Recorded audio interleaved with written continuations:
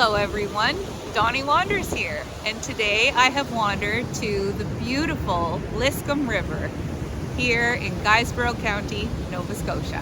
Let's go. This trail is a loop trail, and you start down on the road, down on highway number 7. So you park down there, and then you can take either the west side or the east side trail. So I've opted today to take the west side. So we're walking up the west side of the river, and when we get to the end of the trail, there's a really cool suspension bridge and a fish ladder that we're going to cross over the river, and then we'll take the east side back out.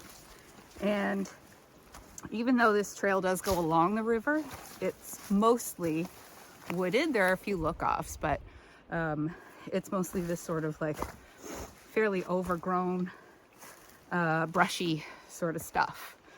And it's still like very easy. You can see the trail very clearly, but yeah, it's not, you don't get a ton of like river views from the west side. And then as I say that, we're coming up to this cool little crossing here. There's a little water course right here that goes into the river. So this is a little tributary on this cool bridge. So here I am on this cool little bridge here. What you're seeing behind me is a tributary, and I'll turn around so you can see where it's going. And there it is, and that's the main river, like right out here behind me, where this pretty little brook flows in. And this bridge is cool too. Have a look at this. So this is it's a little shaky. I'm bouncing up and down here now, and just made with like some ropes. And these are if I can show you, these are just like cut logs that have been placed on this bridge. So that's kind of neat.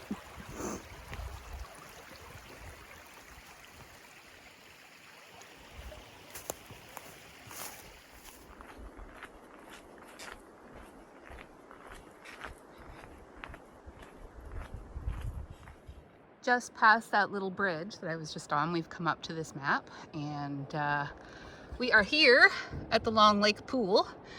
So we are about halfway from where we started. There's Highway 1, Liscomb Lodge is down here, and we're taking this side here. We've made it to here.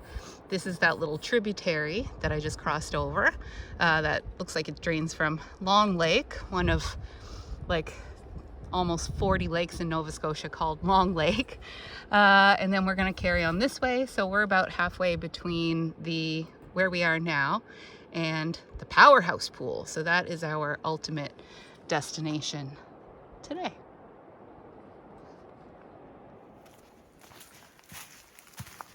Just a quick note on why there are certain parts of the river that are labeled as pools. There are areas where the river widens out a little bit and it's a little bit slower. And so it's not like a separate water body. It is part of the river, but they're called pools because it's slower water. And pools are places where fish tend to hang out because the water is slower. They don't have to spend as much energy sort of staying in the current. And it's also where the water slows down enough that aquatic bugs and little fish and other food sources tend to hang out as well. So pools are what fishermen look for on any like map of any water course. And they do get their own names, like Powerhouse Pool, for example. And that's just, basically a way to communicate with other fishermen where you've caught fish, or if you want to be coy, like a lot of fishermen are, you say, ooh, I went up to the Long Lake Pool, but I didn't catch anything. When meanwhile, maybe you caught lots of fish and you just don't want to share your secret fishing spot.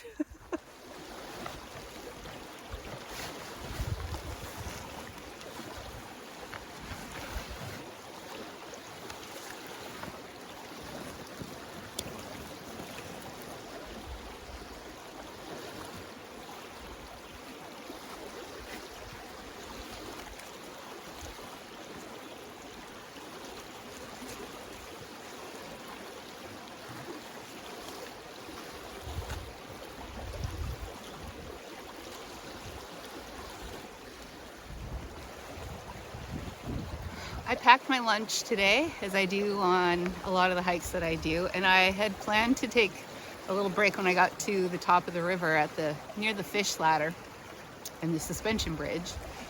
But this little spot looked just too inviting. So there's a nice flat rock here, right on the river, another big rock just out here. And the view is really nice here. It's pretty quiet too. This portion of the river is not totally slow, but slowish. So it's quiet here. The parts of the river that are really fast, like where it narrows, it's kind of loud. So I do like to sit kind of by a quiet spot. So for lunch today, I have my usual water, of course, which I'm drinking lots of, so I don't have to carry it back out with me. Pretzels, cheese, chicken jerky, homemade, and some mixed vegetables there. So that's my typical hiking lunch and my typical day in the office lunch too. I guess I'm pretty boring when it comes to lunch.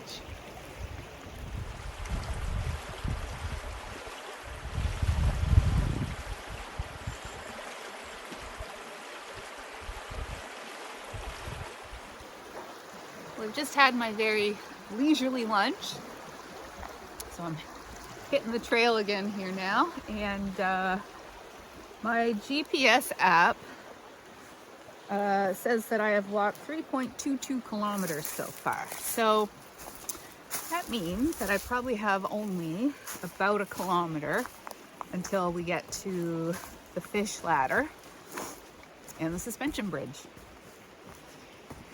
So we'll carry on. When I was sitting there eating lunch, I saw on the other side of the river 2 people hiking down the river. So they must have done the same, probably did the same route that I'm doing, which is up the west side, down the east side. And that's all that I've seen on this trail so far today, which I find a little surprising because it's a really kind of perfect day. It's a light breeze. It's about, I don't know, between 12 and 15 degrees Celsius. Sunny, a couple of clouds in the sky, like fluffy storybook style clouds, but that's it. I mean, there's no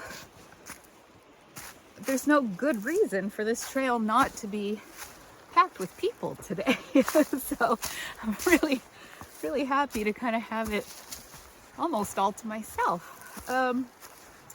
This trail, Liscomb, is, like I said, it's in Guysborough County, and it takes about 2 hours to drive here from my house, which is in Dartmouth. So maybe, I mean, I guess it is a little bit far out, but I don't know, it seems strange to me that more people don't take advantage of days like this, like days that are not too hot and not too cold. It's the baby bear of days. It's just right.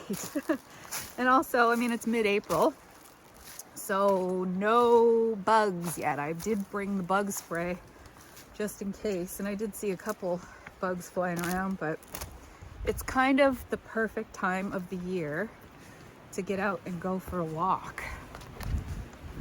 So I am really glad that I'm here.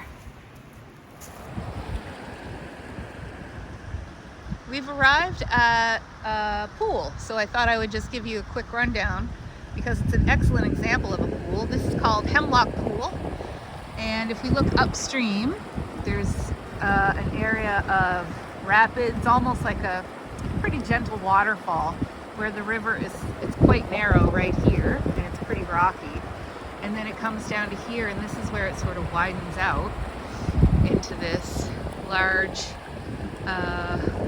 much wider area, and you can see that the water is like a lot calmer here, especially over on this side. There's very little movement, and then over there, I think that's where the channel is most of the flow is, on that side of the pool, and then right down here it narrows up again. So this is a perfect example of a pool. We're almost at the suspension bridge, I thought I'd take a minute and show you this cool feature. So that's a fish ladder. Now this area is dammed up, and I'm not sure why. I think it might have something to do with power generation. But this is awesome fish habitat, this beautiful river. And salmon always spawn in their home rivers. So when you build a big dam, you need to create a way to allow fish passage back up to their spawning grounds. So that's what this cool structure is here. So the salmon, when they come back up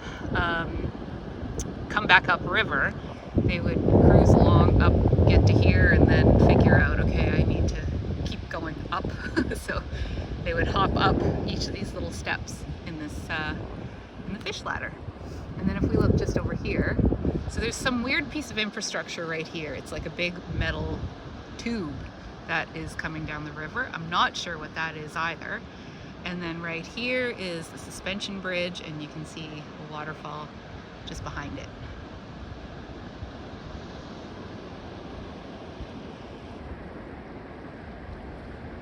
Pretty cool.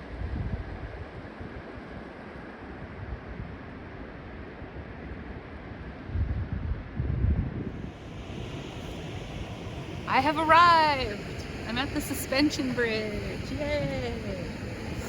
So I'm just walking down the stairs onto the bridge. Here's the view upstream. Isn't that cool? And here is downstream. And the fish ladder is just over here, where you can see the water coming out. That's the fish ladder. So this bridge is not very long, maybe I want to say like 50 feet, maybe not even. There's pretty much the whole thing in the background there. So it's a short little bridge, but it's really cool. It's cool that it's a suspension bridge because as you're walking across it, the whole thing kind of jiggles. And I'm not super brave to like jump, but kind of just bouncing up and down right now. Very, very cool feature. So you come up the stairs from the suspension bridge, and then you have to climb over these little rocks. Big rocks, I should say. It's a pretty little climb. You just step down onto the path. And then right here is that big weird metal tube thing. So I'll show you that as well.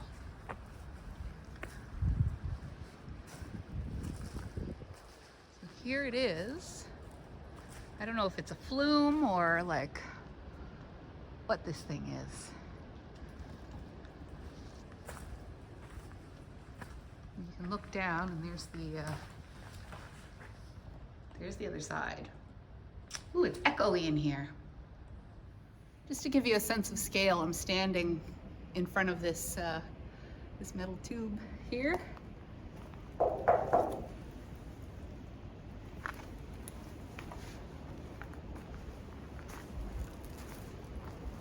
So there it is.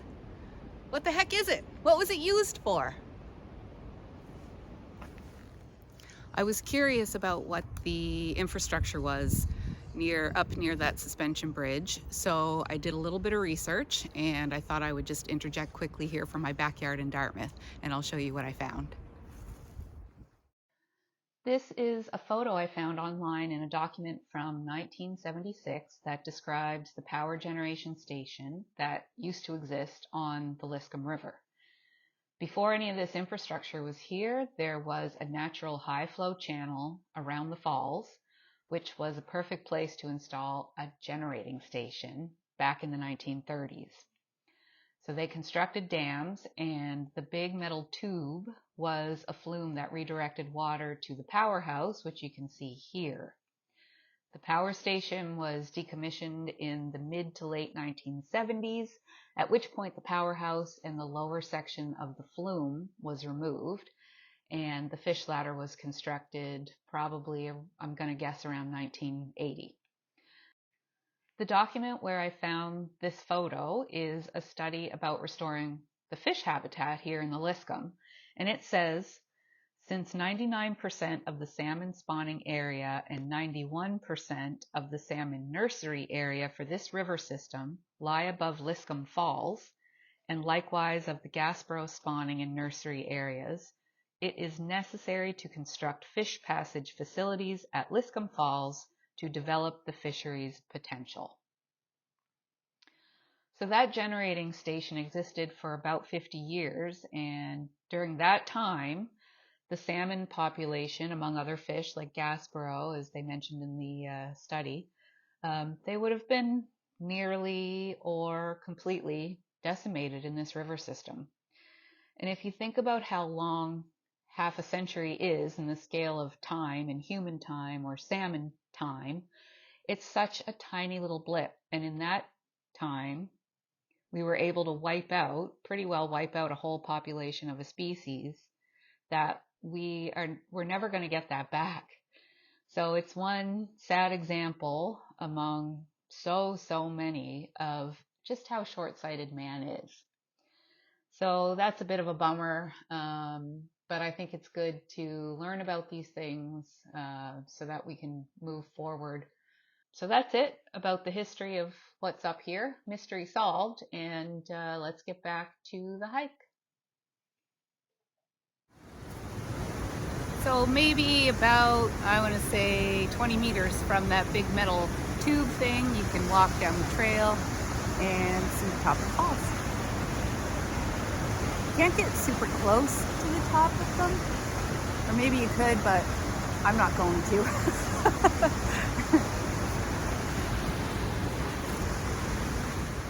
Leaving the top of the falls, there's this gigantic rock on this otherwise very gentle path. It's quite a cool rock. There's lots of lines in it and lichens all over it. So I suspect this rock was scoured by glaciers, maybe. It is quite large. And then the river above the falls, kind of tricky to get in here, but let's see.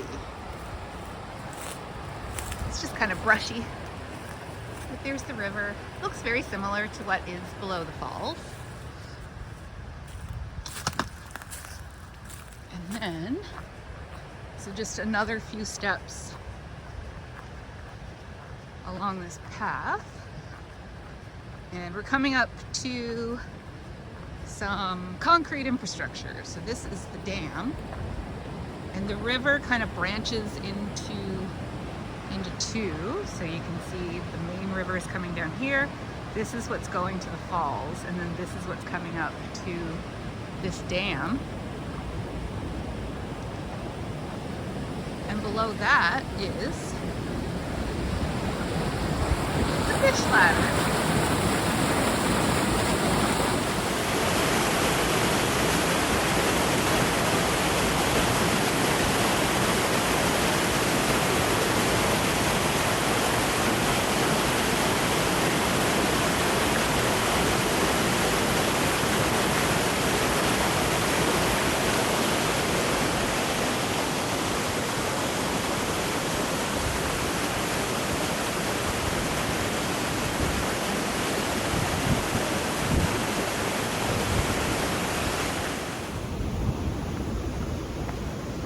So once you leave the fish ladder,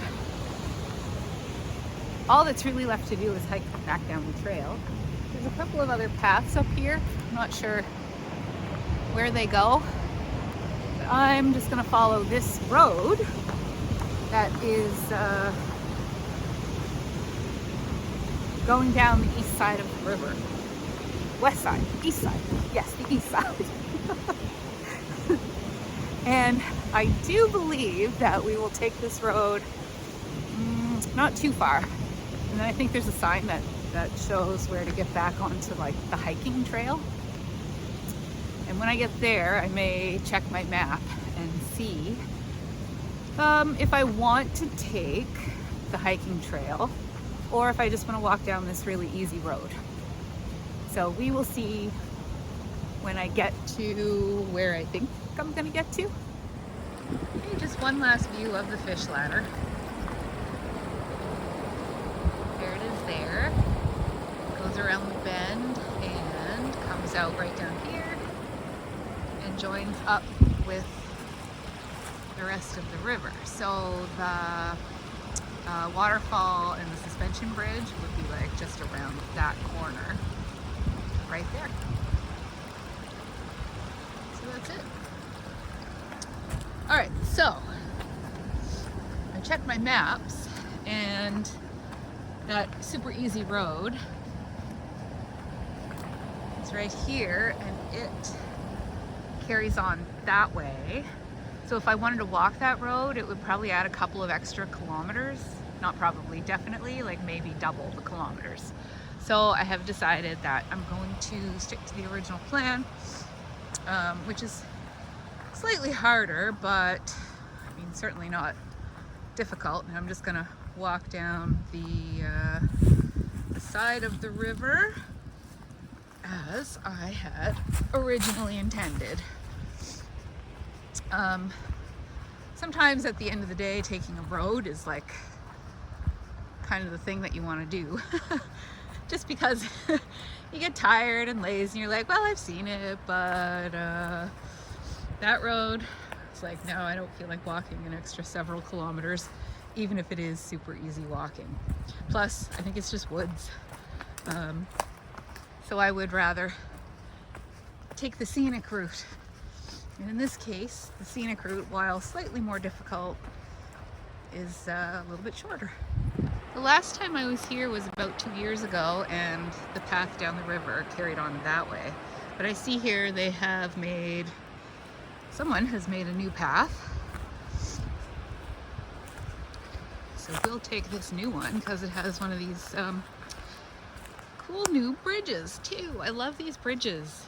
The way that they're constructed is there's a sawn log followed by a not cut log, so it's kind of a neat texture to walk across. It feels really kind of cool.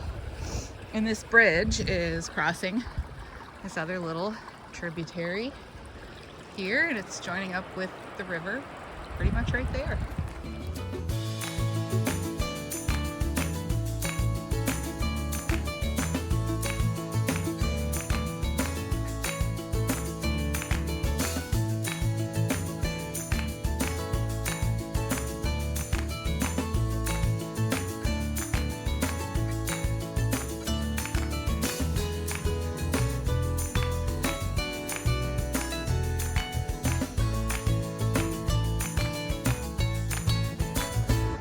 Okay, I've made it back to the car. I'm parked just up here off of, this is the highway bridge right above me.